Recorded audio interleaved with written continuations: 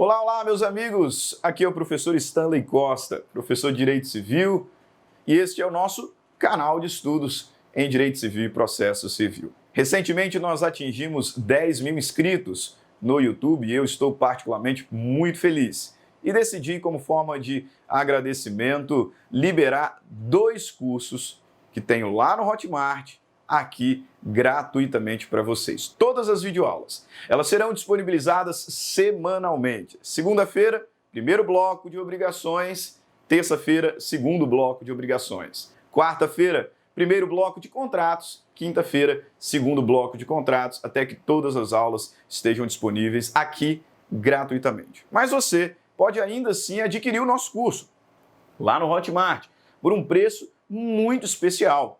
Mais de 50% de desconto. Ah, professor, mas por que adquirir o curso sendo que as aulas serão disponibilizadas gratuitamente aqui no YouTube? Simples, porque adquirindo o curso você terá acesso a todas as aulas elas já estão gravadas e disponíveis na plataforma. Segunda razão, você terá acesso ao nosso super material didático. Além do PowerPoint, além dos slides que serão disponibilizados, também a nossa apostila didática, uma super apostila, com conteúdo profundo, detalhado, com bastante quadro sinótico, mapas mentais, citações doutrinárias, jurisprudenciais, questões de concurso, apostila mesmo, de verdade, conteúdo, mas conteúdo exposto de forma didática. Ao final de toda a aula, um banco de questões para colocar em teste o seu conhecimento sobre o tema que foi estudado na aula. E ainda, se você precisa daquelas horinhas complementares, está na faculdade, tem que cumprir hora complementar, ao final do curso terá acesso ao nosso certificado de horas, ok? Então é isso. Muito obrigado pelos 10 mil inscritos. Continue curtindo o nosso conteúdo, compartilhando os nossos vídeos e não se esqueça de inscrever no canal. Quanto mais crescer o canal, mais conteúdo gratuito eu disponibilizo aqui para vocês. Vamos transformar esse canal no maior de direito civil aqui do nosso país, ok? Grande abraço e vamos para a aula então. Até mais. Tchau, tchau.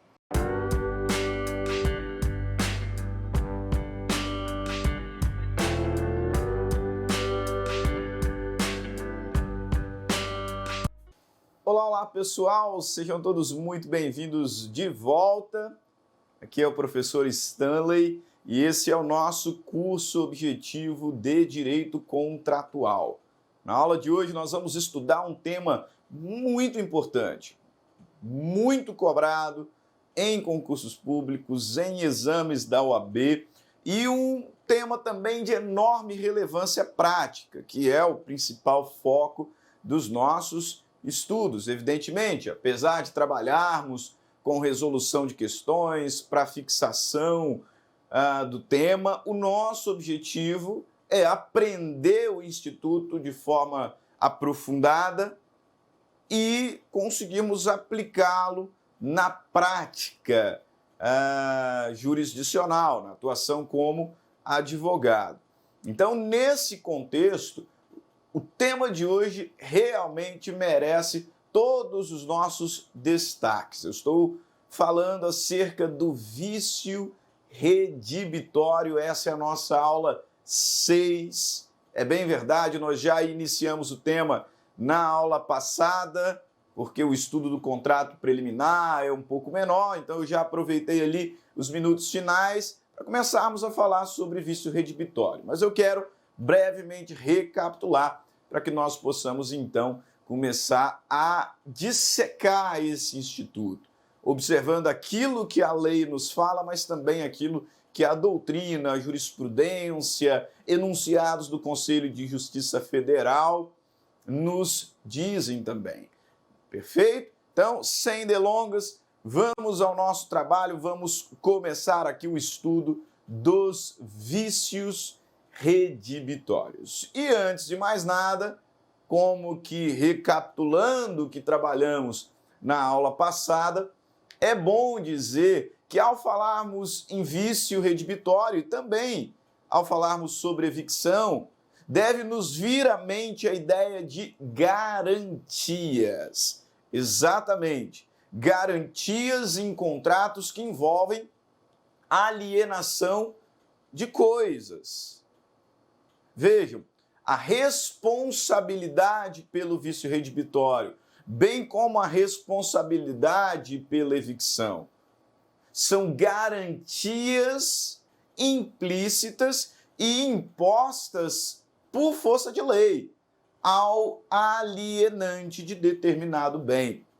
O alienante de determinada coisa, ele deve garantir eventual vício redibitório ou eventual evicção. Essa é a ideia central que nós vamos encontrar nesta e na próxima aula. Então, guarde isso. Se surgiu algum assunto referente a vício redibitório, alguma discussão referente à evicção, pense imediatamente em garantia. Garantia. A diferença é que, ao falarmos sobre vício redibitório, essa garantia ela está relacionada à estrutura. É uma garantia contra defeitos materiais, é uma garantia contra defeitos estruturais. Enquanto que a evicção, veremos, nos traz uma garantia em relação a possíveis defeitos jurídicos, eventuais problemas no direito que foi transmitido em razão daquele certo contrato. Feito? Por isso, eu compartilho com vocês aqui o conceito de vício redibitório. A responsabilidade pelo vício redibitório é uma garantia implícita, imposta ao alienante. Mas e o que é um vício redibitório? Vício redibitório, basicamente, é um defeito estrutural oculto. Algo que já existia no bem quando ele foi entregue, mas que o adquirente não tinha conhecimento.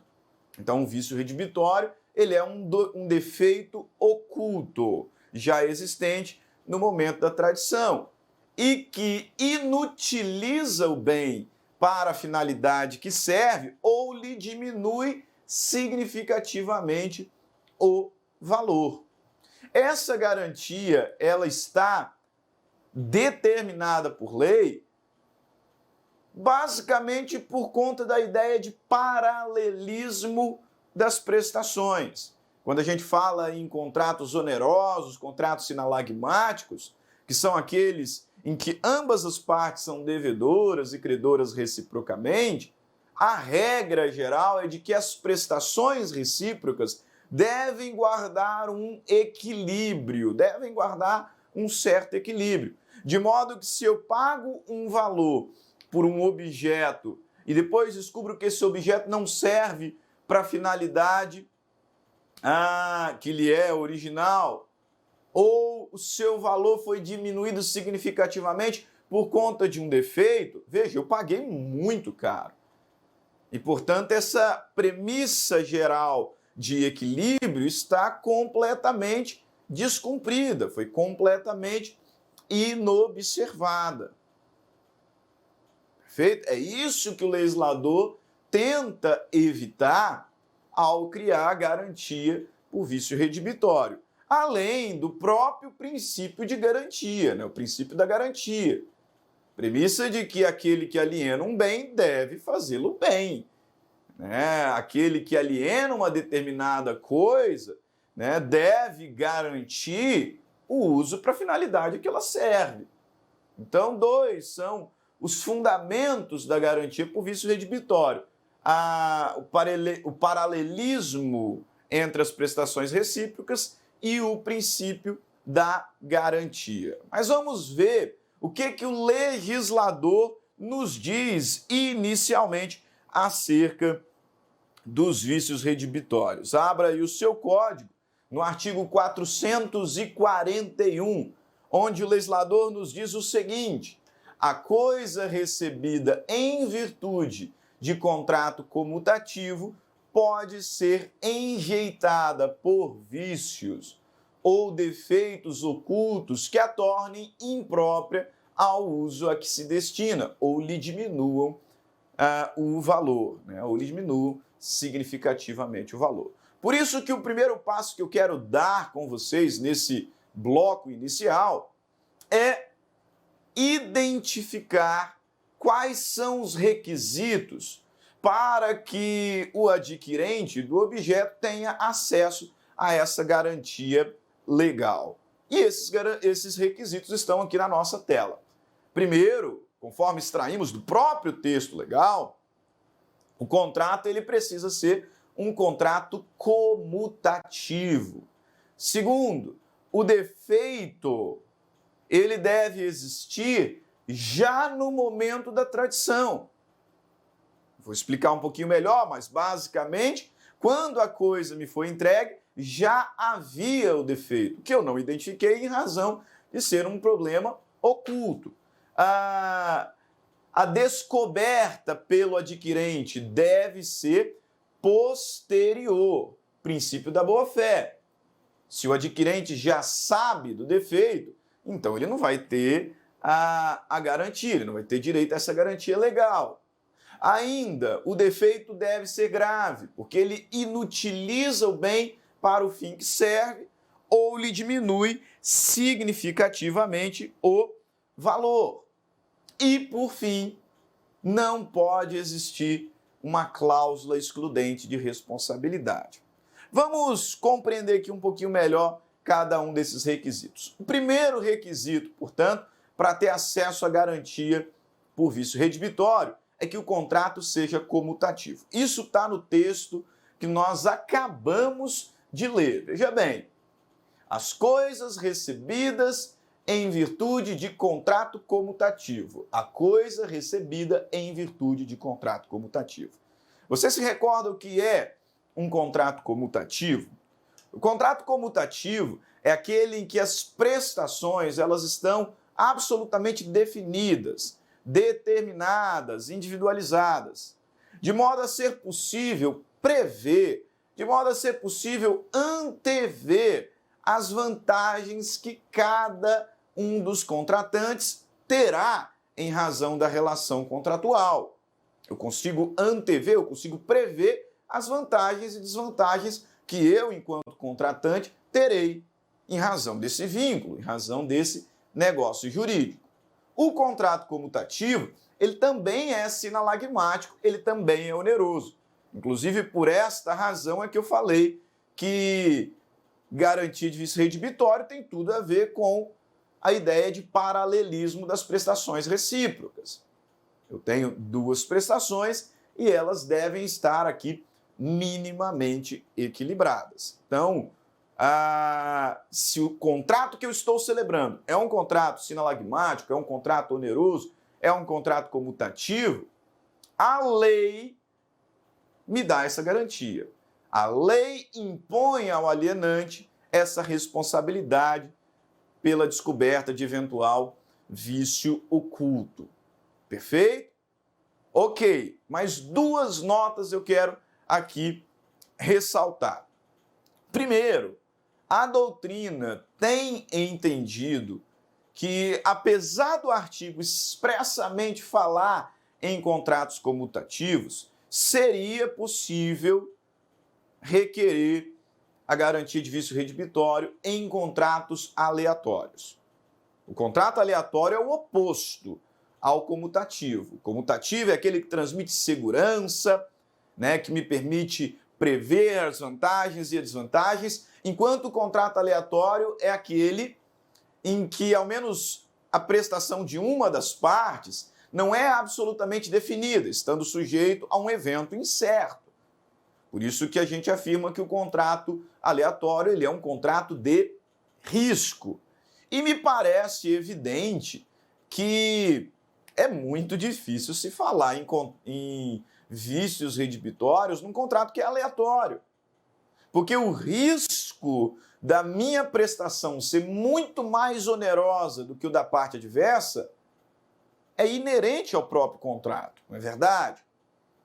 Então, como é que eu vou falar em vício redibitório num contrato que é aleatório? De fato, fica muito complicado, é muito improvável. Mas a doutrina tem reconhecido que, excepcionalmente, seria possível, sim, falar em vício redibitório em contratos aleatórios, desde que esse defeito esteja presente na prestação não aleatória. Imaginemos aqui, por exemplo, um contrato em que eu vou comprar uma determinada casa, eu vou adquirir um determinado bem imóvel e vou pagar com tantas sacas de café. Eu sou produtor, ainda está no momento do plantio, e eu já estou aqui celebrando esse contrato que é aleatório, esse contrato que é de risco. Eu estou adquirindo a propriedade de um imóvel, de uma casa, onde eu vou morar com a minha família, mas eu vou pagar com tantas sacas de café. E eu não sei qual vai ser a qualidade desse café, como estará a cotação lá no momento da colheita. Então a minha prestação, ela é aleatória. Pode ser muito mais cara, pode ser muito mais barata no momento do pagamento. Mas a prestação da outra parte não. A prestação da outra parte, ela não é aleatória, porque é aquele imóvel certo e determinado. Pois bem, se eu receber esse imóvel e identificar ali algum defeito oculto, algum defeito hidráulico, elétrico, oculto à época da tradição, eu posso sim requerer a garantia de vício redibitório. Por quê? Porque o defeito está na prestação não aleatória, que é a entrega do imóvel. Compreendeu? Veja bem o que o enunciado, o enunciado 583 do Conselho de Justiça Federal nos fala a respeito desse tema. O artigo 441 do Código Civil deve ser interpretado no sentido de abranger também os contratos aleatórios, apesar de expressamente falar em comutativos, desde que não inclua os elementos aleatórios do contrato. Ou seja, eu posso falar em garantia de vício redibitório em contratos aleatórios, desde que não esteja relacionado aos elementos aleatórios, aos elementos de risco desse negócio jurídico. Perfeito? Ainda peço cuidado, peço atenção sua com relação ao parágrafo único do artigo 441, porque é muito comum dizermos que não cabe a garantia de vício redibitório em negócio jurídico gratuito. E tudo bem você falar isso. O problema é que quando a gente fala em negócio jurídico gratuito, nos vem à mente imediatamente o quê? Um contrato de doação. E aí alguns acabam escorregando ao afirmarem que não se pode falar, não cabe exigir garantia de vício redibitório em contratos de doação. Espera lá. Como regra, não se fala em vício redibitório num contrato de doação. Até por conta daquele adágio, né? Cavalo dado não se olha os dentes. Se eu recebi, se eu ganhei de graça, eu ainda vou reclamar que tem ali algum defeito? Não faz muito sentido. Mas existem doações onerosas. É o caso da doação com encargo, é o caso da doação remuneratória. E nessas outras, sim, é possível falar em garantia de vício redibitório. Inclusive, o legislador expressamente enuncia essa regra. Veja aqui o parágrafo único do artigo 441, que nos diz o seguinte: é aplicável à disposição deste artigo as doações onerosas. É aplicável à disposição desse artigo as doações onerosas. Eu pulei, vou voltar aqui, né, para compartilhar essa lição do professor Carlos Roberto Gonçalves. No seu manual de Direito Civil, né, no seu curso de Direito Civil brasileiro, ele nos ensina o seguinte: que em razão da natureza dos contratos comutativos, deve haver correspondência entre as prestações, ou seja, deve existir esse equilíbrio, de sorte que o vício oculto, o qual inviabilizaria a concretização do negócio, se fosse conhecido, por acarretar um desequilíbrio nos efeitos da relação negocial, prejudica a manutenção do ajuste nos termos em que foi celebrado. Ok? Então essa é o primeiro requisito, que o contrato seja comutativo. Mas cuidado, a doutrina reconhece excepcionalmente a possibilidade de aplicação do instituto em contratos aleatórios e mais cuidado ainda com as doações onerosas. A lei expressamente nos diz que também é possível requerer garantia de vício redibitório em contratos de doação onerosa, ok? O segundo requisito é a existência de um defeito oculto no momento da tradição. Você certamente já ouviu falar num brocardozinho latino, num princípiozinho latino, que é o res perit domino. A coisa perece para o dono. Isso aqui tem tudo a ver com vício redibitório. Porque se o defeito ele já existia no momento em que a coisa foi entregue para o adquirente, ele já existia quando o alienante ainda era o proprietário do bem. E a coisa perece para o dono. Portanto, nada mais justo que o alienante, que era o proprietário do bem, arque com o prejuízo que esse defeito causar, né? Com os danos, com as consequências desse defeito já existente. Agora, se o defeito ele vem a existir depois da tradição, depois da entrega da coisa, então o adquirente já era proprietário. A garantia de vício redibitório não vai cobrir defeitos que vierem a existir depois da entrega. Mas tão somente aqueles que forem conhecidos depois da entrega, mas comprovadamente já existentes.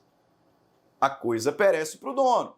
Quando esse defeito, né, se caracterizou, quando esse problema aconteceu, quem era o proprietário do bem? A coisa perece para o dono. Perfeito? Então, o defeito tem que ser anterior. O defeito ele tem que já existir no momento da tradição. O terceiro requisito é que a descoberta do vício seja posterior. E aqui eu quero apenas fazer um adendo, eu quero fazer um destaquezinho. Quando a gente fala que a descoberta do defeito deve ser posterior, essa descoberta é pelo adquirente.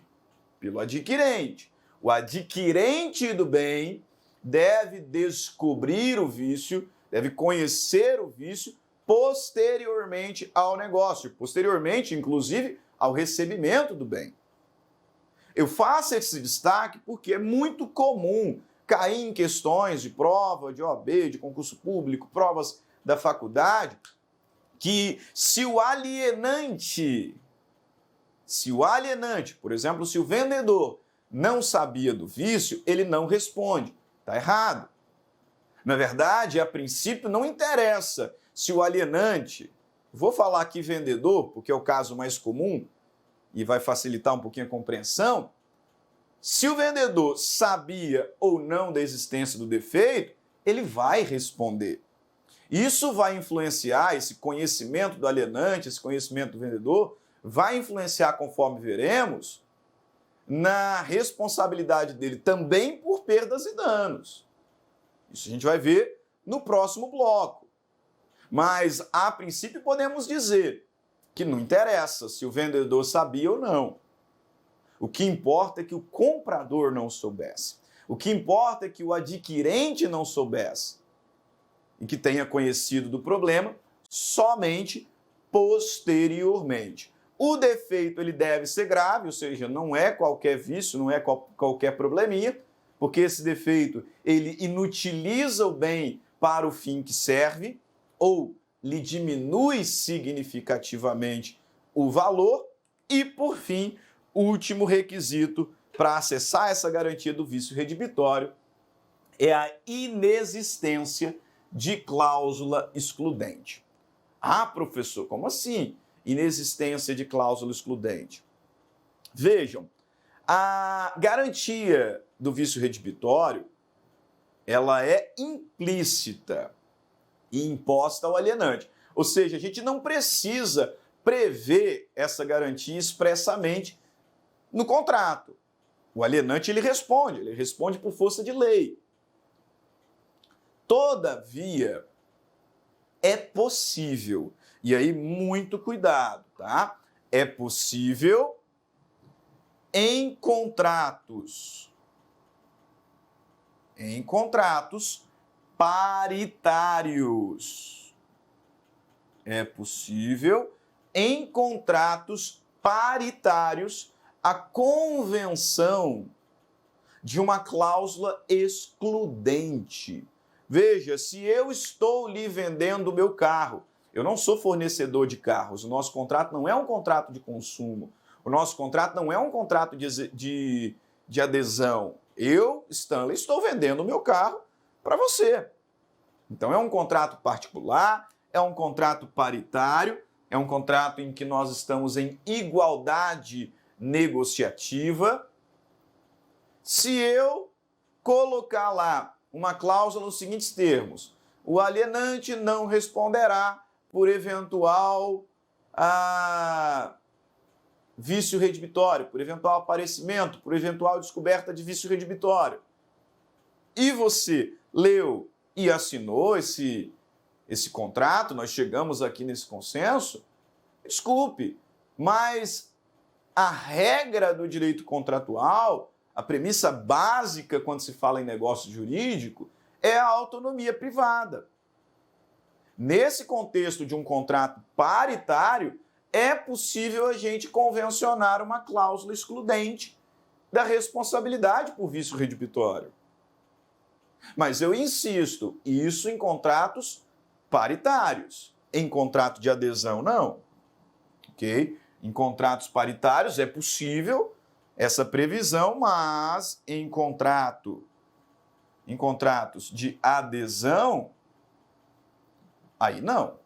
Aí não. Até porque você já aprendeu a essa altura que nos contratos de adesão, as cláusulas de renúncia a direitos decorrentes da natureza do contrato, elas são nulas de pleno direito. Então, se num contrato de adesão existir cláusula excludente de responsabilidade por vício redibitório, essa cláusula é nula. Essa cláusula é nula. Tá? Ela só é válida se o contrato for um contrato paritário. Nesse sentido, compartilho aqui também com vocês, né, as lições do professor Cristiano Chaves de Farias e do professor Nelson Rosenwald, que tem aí um curso de Direito Civil muito bom, publicado pela IUSPOD, hoje também tem aí, né, o manual volume único, eu gosto bastante, eu tenho aqui na minha biblioteca, e eles, acerca da possibilidade de se convencionar a exclusão do vício redibitório, nos ensinam o seguinte: vejam, nas relações privadas, os contratantes poderão estipular cláusula de exclusão de responsabilidade por vícios redibitórios. As normas dispositivas do Código Civil sofrerão mitigação apenas em contratos de adesão interprivados, passíveis de controle de conteúdo como forma de proteção do aderente não consumidor. Nesse caso, será sancionado pela nulidade a cláusula que estipule renúncia antecipada da aderente à garantia pelo vício redibitório. Perfeito? Então, esses são os requisitos para acessar a garantia de vício redibitório, que é uma garantia implícita, imposta ao alienante, e isso tudo determinado como regra pela própria lei. Existem duas formas de exigir essa garantia. Duas formas de requerer essa proteção legal. São o que nós chamamos de ações edilícias. Duas são as ações edilícias: ação redibitória e a ação estimatória. Mas esse é um tema para o nosso próximo bloco. No próximo bloco falaremos sobre as duas ações edilícias, também sobre os prazos, tema muito cobrado em prova e com o qual nós devemos ter muito cuidado, e também alguns aspectos finais acerca do tema proposto para a nossa aula 6. Fique com Deus, daqui a pouquinho nós estamos de volta. Grande abraço.